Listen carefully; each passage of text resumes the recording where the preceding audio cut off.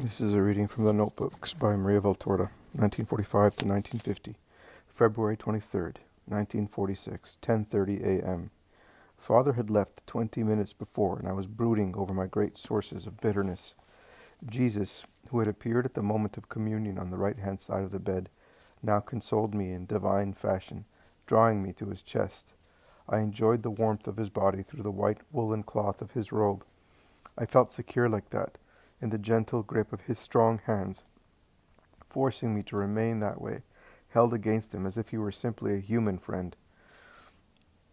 But some tears were falling all the same, for Father's complaint had caused me pain, and his veiled accusation that I had oriented him poorly. Too many things bring me pain. The clinical misfortune which had occurred this morning, which would have terrorized anyone else, had, and did not cause me the slightest agitation.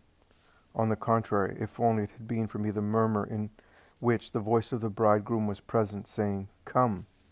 But the other matters, deceitful souls, disobedient souls, proud souls, restless souls, sinful souls, blasphemous souls, that is what brings me pain.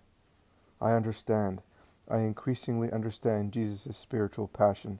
Every soul that is at fault is a blow of the scourge, a piercing by a thorn, a crucifixion, and I see only a few souls. He contemplated all of them. I was weeping, and Jesus let me weep. Tears in this grip of love, held against a completely loving heart, were not bitter here, though. They were sad, but also a relief. Jesus then ordered, "Write what you experience, for I will dictate later for Father." And he had me write without entirely removing his embrace, with his left arm and hand passing over my shoulders. He kept holding me close to his side. He then spoke. Jesus said, "The strange conduct," to avoid using another adjective, "of men seeks justification and tranquilization by way of excuses or reasons which, in alleviating them, weigh upon other men, attributing to them responsibility for the actions performed by those wishing to be relieved, and they often end up saddling God himself with the responsibility, to the point of accusing him of allowing a soul to err because he has provided little or no light. For tens of thousands of years, men have accused God of having led man to sin through the temptation connected with what was prohibited, and so it will be until the end of the ages, with everything which is not good. Romualdo, why do you reproach me for not having been clearer? And what more did you want? Don't you know that I am charity? Have you still not felt the infinity of this love, which is my essence, and which, by paternally supporting its creatures' wishes, and protecting some imprudent acts by them which are not real sins, doing so to keep a soul from becoming shameless because of a small matter, the whim of a little girl, and have her grateful to the condescending Lord, turn the imprudence into the starting port for an entire holy journey along my ways. This love, which, by forgiving the blameworthy, modifying the initial design, overturned by Satan for the constant purpose of making the soul a masterpiece, becomes everything to everyone, if only it can help, console, and save.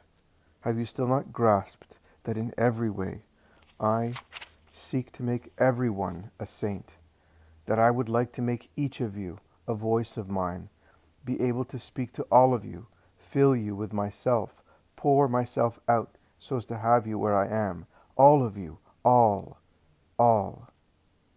Don't you know that as soon as I see a movement in a heart, a good movement, I rush to pour myself out? You will not indeed say, like those who do not know me, "But is he a fool then, who does not see the future?" Oh, you won't say that.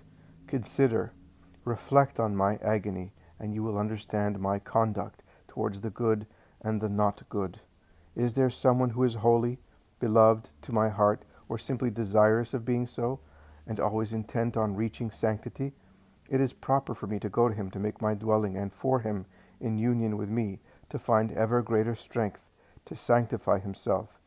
Is there someone who, without being one of the damned, always remains a sinner, however, who stays right where he is? Shouldn't I try to bring him out of his stagnation by attracting him with spiritual gifts? Don't people act like this with little children? to awaken their intelligence, their will to learn, and their attention, and have them grow in wisdom as well as height. And so it is then that I provide a push, a call to those who are stationary in their faults, and I offer a gift, a grace, a miracle to infuse into them a desire to get moving, to receive an impulse which will take them out of the place where they are bogged down. Is there someone who is a sinner, a great sinner, foreseeably one of the future damned? And why shouldn't I, the Good Shepherd, the Savior, go on trying to save them with my love? Until the final hour, until the soul's separation from the body. Remember Disma? I had encountered him once and again with no apparent benefit, with no apparent intention of encountering him. In the eyes of the people, the impenitent thief could have seemed like a defeat for me. It must certainly have looked like a foolish act of weakness on my part, to pour myself benignantly into the jaws of Carrot, the thief, who in a gesture of goodness towards the one who in another valley nearly a year before had spoken kindly to the robber to get him to mend his ways, brought him roast lamb, undoubtedly the result of a theft. But what could the sinner give except sin? Definitely the result of a theft, but one which was purified through the charitable act whose substance it became. Everything must have seemed like this, and some apostles must have tasted a scandal in the meat offered. But a year later, the loving words in the valley near Modin, and the loving gaze offered to Carrot, as one bringing the fruit of his horrendous work, joined to the loving words and loving gazes of a crucified one and a wounded mother, saved Disma. This is my conduct, Romualdo. I am never the first to point to someone deserving reproach. I am never the first to cast the first stone. I know who I am dealing with. I know you. You are quick to get scandalized, even more than if you were the purest of angels. I do not get scandalized because I am mercy. I cover spiritual lepers with my merciful speech, as yesterday with the spread out mantle I covered Eliseus, who was being cleansed, to give you the capacity to remain alongside a leper and love him, helping him with your love to accelerate his resurrection. And besides, how can you say I didn't advise you concerning Dora? I said, Father should limit himself to performing the functions of his ministry and nothing more. That is, confession and communion, for you cannot refuse to administer them to a Catholic who is not excommunicated. I said, go to the bishop. I definitely said so. If Pievano was failing in his duty towards a tormented soul, it was right and proper for there to be someone to force him to concern himself with the matter. And to obtain this, someone was needed who would speak. And what's wrong with that? I said, Father should greatly insist on confession and the Eucharist, for the more she feeds on it, the better it will be for her soul, which on its own has less resistance than seaweed in a ditch. But I also said, Father should be very vigilant regarding pride and deceit, a very revealing sign. But I also said, Father should leave everything and concern himself only with Maria and the dictations. And I permitted the disturbing demoniacal apparitions on December the 30th and thereafter, and I provided the tremendous dictations on Satan, the clear dictations on the differences between true mystics and doubtful or completely false mystics. What more do you want, Romualdo? I have counseled you, and you are not a child. As I send Dora, Raphael, God's medicine, so I send you the word's counsel. I do not order. One orders servants, not children and friends, and you are the son and friend of your Father.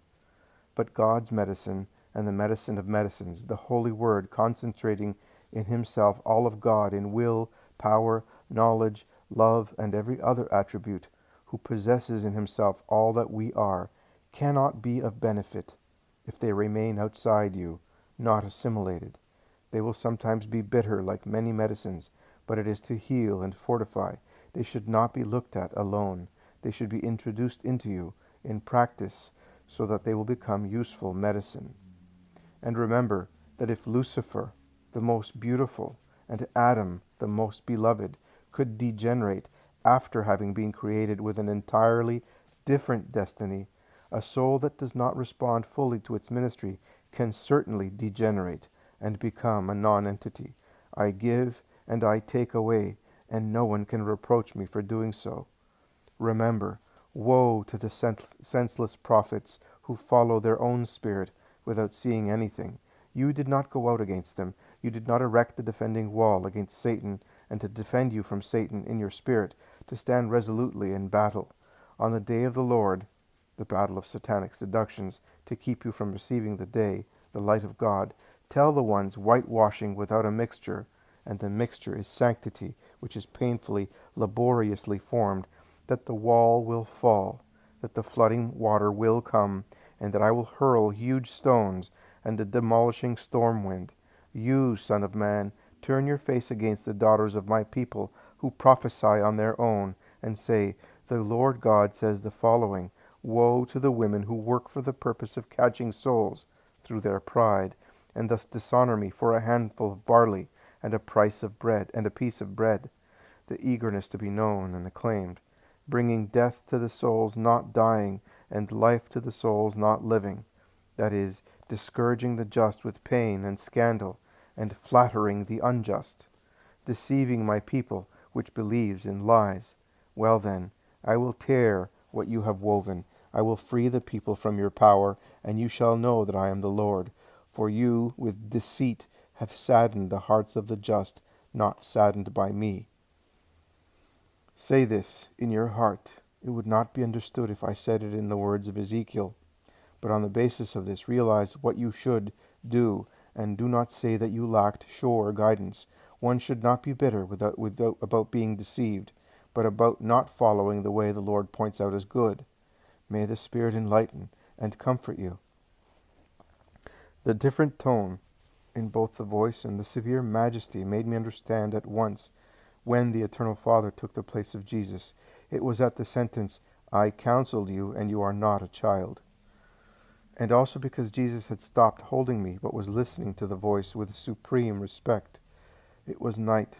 The good archangel came back, the good companion. Footnote 174. See the entry for February 20th, 1946. He looked at me and smiled, but was sad. The radio was broadcasting mundane music, and Martha delighted in it. I worked and contemplated St. Raphael. What a prodigious thing it is to be able to lose oneself like this in the supernatural, without anything being able to distract us from it. What wonderful operations God performs in us. In us, poor, material, burdensome, superficial, inactive creatures. Oh, the power of goodwill! For I have nothing but that, have never had anything but that, and it has made me a very human, very defective creature of great passion, what I am, a little soul, very little, but such as to be able to give a bit of joy to my Lord. The goodwill of loving the Lord, it has been the golden thread shining on all my actions and channeling and directing them, keeping them from overflowing onto paths where my impulse, my passion for life could have taken them. Even in the twilight of the worst hours, in which I was really a creature of flesh and blood, the golden thread shone and reminded me of God, and my gaze rose up from the earth to heaven, a brief gaze at first, then longer and longer, until it established a connection forever, and the lone voice of divine love, which would say to me, Come to me, turned into a duet, in which I too said, Come, come in pain, always come with everything, but come, come, come, my only love, and to shorten the wait and the distance, now following the golden thread running along it, whereas before I just looked at it. I went without asking, without even thinking I could reach my present state, but only because I wanted to love more and more. Now it happens that in the midst of any action, even material, distracting or disturbing, I remain with him, and find him again in the words I hear, in work, rest, harmonies, moments of desolation, and nothing separates me from him. Isn't this true, sweet Archangel, that know and see the actions of men through the mirror of God, in which everything is reflected and known? But why do you remain here, sweet angel of mine? Your company, protective and restful, is dear, but do not leave that soul alone. Go to her. I beg you to, for I pity her, For I think that if you are not there, her soul has not protection. It is so ugly to feel we are alone, alone in the stormy hours when heaven remains closed, either as a punishment or as a trial. It is desolation. It is hell. You, sweet angel, do not know these hours. I do, and the memory of them has remained like the memory of a nightmare, which only in heaven will fade away. Go, go to her, to the poor, poor sister. I am praying like this, absorbed, and Marta thinks it is the music which is absorbing me and giving me sweet thoughts. On the contrary, it is contemplation and mercy. But Saint Raphael does not go away, and I think of Dora with a sisterly agony. February 24th, 1946. The morning. Until when did Saint Raphael stay? I don't know. Tired, I fell asleep after 1 a.m., and his good eyes looked at me until sleep closed mine. Footnote 175.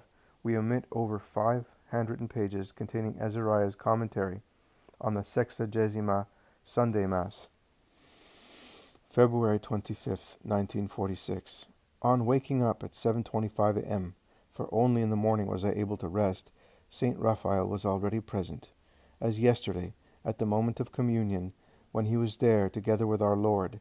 This morning he is alone, but the first action of my senses and thought on emerging from sleep was my seeing, contemplating, and greeting the dear angel, who smiled at me and invited me to start my work without heeding the weariness consuming me, and he then bid farewell and went off. 5 p.m. The tenuous, very gentle voice, as if weary or exhausted, of someone who has suffered a lot, in an extremely white luminosity in the shape of a spiritualized body, said, "It's me. Don't you recognize me? I am Aglae." Footnote 176. A converted sinner in the work on the Gospel. The former mire that became light. I have come to speak to a sister of mine, less and less unfortunate than I was, but suffering the afflictions I once underwent, the purgatory of thirsting flesh. I speak to her through you, who saw me in abjection and redemption, and who from now on will be able to say, "You have seen me in glory." Oh, testify to how good the Lord is to the daughters of Eve, poisoned, but desiring to remove the burning heat from their blood in order to love him. Tell her to love her purgatory by enduring it with patience and constancy and a spirit of sacrifice for obstinately sinful women. In my time of penance, I suffered her afflictions, and I know, but I did not get discouraged, like a patient with a badly smelling wound, who must endure it because it is better for the pus to come out rather than remain in the blood to corrupt it. With my spirit, I endured the memories of the flesh, its howls of madness. My soul was higher up and did not consent. The flesh, like a wolf, howled below. Sometimes the howling even kept me from praying. I offered the Lord the prayer of endurance, and with the eyes of my spirit I looked at the Lord, and with my spirit repeated his words. When I died, an angel, my own who had not left me even when I was a monster of lust, said to me, on gathering my soul into his very pure hands, "More than this martyrdom, the other one, the unknown one, bloodless, in which sensuality was your torturer and executioner, turned you into a white host. Rejoice, for you have triumphed. Sensuality no longer exists. There is peace." I poured out rose oils on saying farewell, but the oil of my struggle against sensuality was more fragrant and pleasing. Tell this to my sister who is afflicted. Tell her that the Master said so, and justified us, tormented by our inferior part. It is not what is material and foreign that corrupts man, but what comes out of the desire of his heart. Footnote 177. Matthew chapter 15, verses 18 to 20. Mark chapter 7, verses 20 to 23. And Luke chapter 6, verse 45. Let her divert her attention using all means. She must not pause after temptation to consider whether she has sinned. Let her pass over it. To look back is to fan the fire again. Let her kiss the Redeemer on his sign of salvation, a kiss for every bite of the flesh, and amidst the flames of her earthly purgatory, Let her look to heaven which is open to us, too, after the harsh battle. Goodbye. May the light of the heavens always be with you. And she disappeared in a light enveloping her. My inner adviser had said to me, shortly before she appeared, in a little while from heaven the saint will come to you whom you saw as a sinner, and whom you would find mentioned today, if you had a listing of the saints. It is just that she is not well known to the majority. She will speak to you for the tempted soul of the sister father told you about.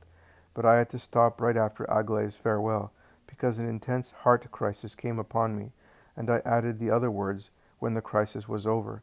I am thus unsure whether the angel told me that she was mentioned today, February 25th, or whether she is still mentioned nowadays, just for the sake of accuracy. Footnote 178. We omit over 4 handwritten pages containing Azariah's commentary on the Quinquagesima Mass, March 3rd, 1946. March the 5th, 1946. Father Migliorini did not come. I felt bad. The absence of Jesus in the sacrament is a pain for me, superior to my capacity for endurance. I decided to have Father Mariano, footnote 179. Father Mariano de Sanctis was also a member of the Servants of Mary and later went to Canada as a missionary. Father Mariano contacted and asked Jesus, "How should I act if he says something to me?" He responded, "By telling the truth, for it is never licit, for any reason, to tell a lie, especially when it would also mean lying about God's working. To those who asked me, 'Are you the Son of God?' I would reply, 'I am,' in a simple, holy, and heroic fashion, though knowing I would come up against scorn and condemnation. Mary, my mother, did not lie to her cousin Elizabeth about being the Mother of God. Imitate us in humility, giving all praise to the Lord, while confessing who you are. Remain in peace. In peace, my little John Mary." March 8th, 1946. I said, "How heavy this cross is," and I was referring to the whole set of circumstances demoralizing me on all sides. Deafness, lack of understanding, indecision, greed, and jealousy, all of them spiritual, for the factors which really harm me are these, not the joyful suffering joining me to Christ on the cross. And Jesus said to me, "Yes, how heavy it is, but it is the last year." Footnote 180. Probably an addition by Father Migliorini to refer to the 3rd year of the public life. The saddest one, and I always remain to support you by offering you my shoulder. Courage, little crucified one. Courage out of love for me and souls. I replied, "Yes, but when will this dark journey be over, and when will I entirely be with you in your light?" March 9th, 1946.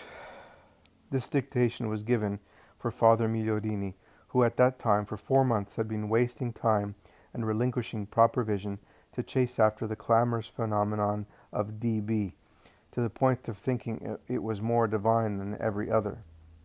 Footnote 181.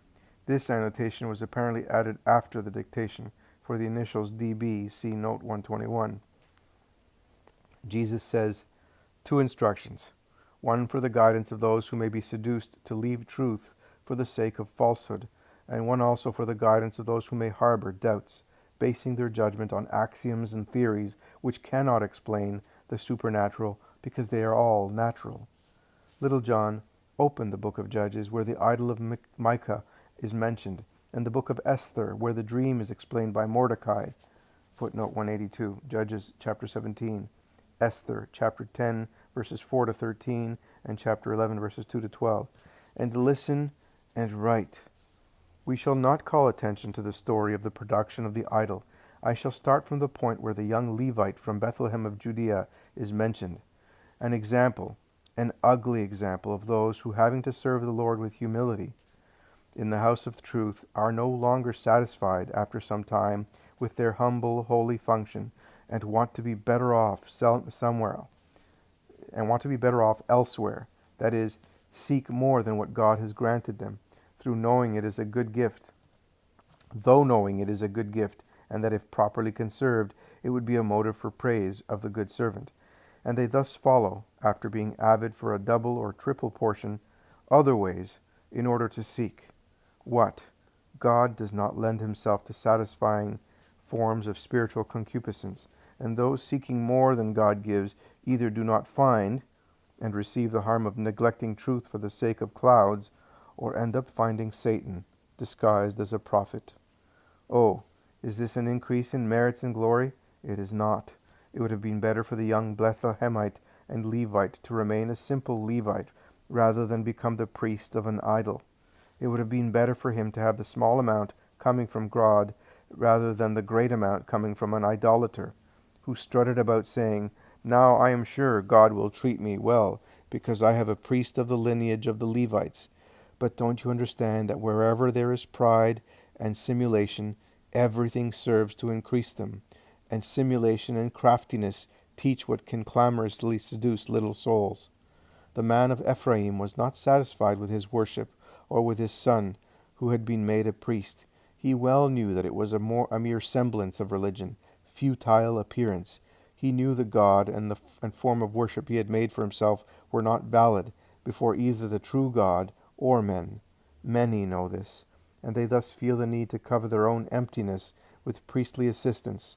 But no, it is not of use. Whoever acts this way does wrong, and those lending themselves to this game do wrong. Let each remain where I have placed him, and not go seeking to be better off elsewhere. It is still pride, infiltrating, disguised as goodness and zeal, and obedience, obedience, obedience, or my punishment will not be lacking. I am perfectly able to strike just one of two who are joined by my will, reserving peace for the little fount that grew and became a river, and turned into light and sun, and poured forth abundant water, and that knows she has become such not through her own merit, but by my will, and did not ask for this grace, but only that of loving me, and that suffers, for only I can know how much she suffers on seeing that not all share the same destiny, that of the people of God. The children of a single people understand the language of their king, and the subjects faithful to the king. How can it be, then, that so few understand my word, and most doubt it in mine, and most doubt it is mine, and even let themselves be seduced by other words with a false sound, like the origin they proceed from? I shall tell you, as I gave, I can cease to give. I have been saying so for years, but I will not take her joy away from the little fount that grew, because she remains in the desires in which she has placed herself out of love. She will die in my peace, and peace for her is to be in me, and for me to be in her, as it was my dream to be in all hearts. Footnote 183. We omit 700 pages dated March the 10th, 1946, containing Azariah's commentary on the Mass for the first Sunday in Lent. March the 12th, 1946, Tuesday. Footnote 184. The whole notebook page, beginning with the date and ending with the words of Azariah, has been crossed out with slanting pen strokes. I was thinking, and I was especially thinking about the irreparable harm which would be done to Giuseppe, who had just been born to grace, if he saw deafness in the church. He, sinful and sacrilegious, who had heard God in the words coming from beyond the earth, and for this alone, I feared an unjust condemnation. I was afflicted over him, and over the rest of the family too, over Martha and the others as well, who would no longer trust in the judgment and charity of the church, but over him in particular, whom I had wrested away from Satan with sacrifices known only to God. I was grieving. Lord, do not allow that to happen in this soul that is so dear to you and to me. Yesterday, while writing to Father Migliodini, I did not remember to mention this agony of mine, to the truth of which God is a witness. Footnote 185. At this point, in the space of a line, in minute handwriting, an annotation has been added in parentheses. My note of December the 12th, 1947, and indeed with the help of my martyrdom over the past 20 years, and especially after the clash with Father Migliorini in June of this year, Giuseppe wants nothing more to do with priests. I just hope for the approval of the work to bring him back to the practice of the sacraments. As I told the good companion, Raphael, to leave me to help Father, and the victorious Michael to defeat Lucifer in his craftiness, which would certainly be used to the full in these days to do harm and bring pain, and the most luminous Gabriel to take God's decree to the men designated to command, so I said to you, Azariah, my angel, go, speak to your fellow angels so that their ministry will instruct the ones they must judge. And I also said, a light, Azariah, one alone, while Satan, invisible, not present, but acting at a distance, sends his stench to scare me. And Azariah said, open the book at random and read. Comfort is there. I obeyed. I obeyed it. It opened before me at the first chapter of Ezekiel, from verse 10 on. I read and got lost in the beatific vision, and pain disappeared. But there was no reply for me, because I am not Ezekiel. I am a non-entity. Azariah said, forward, until I tell you to stop. I read the second chapter, and the third up to verse 14. The reply came, bitter and sweet, bitter for the world, sweet, very sweet for me, because he, my Lord, comforts me.